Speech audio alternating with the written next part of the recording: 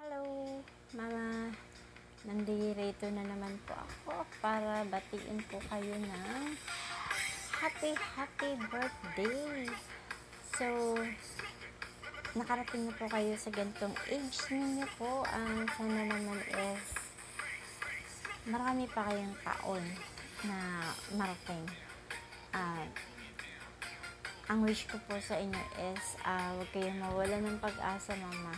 Ang wish ko sa inyo is sana is gumaling na po kayo kung ano po yung nararamdaman ninyo sa inyong katawan today. And lagi niyo pong iisipin na nandirito lang ako, nandirito ang aking kapatid at si Mary, na lagi pong nakaalalay sa inyo, nakasuporta po. Lagi pong isipin na mahal na mahal namin kayo, Mama.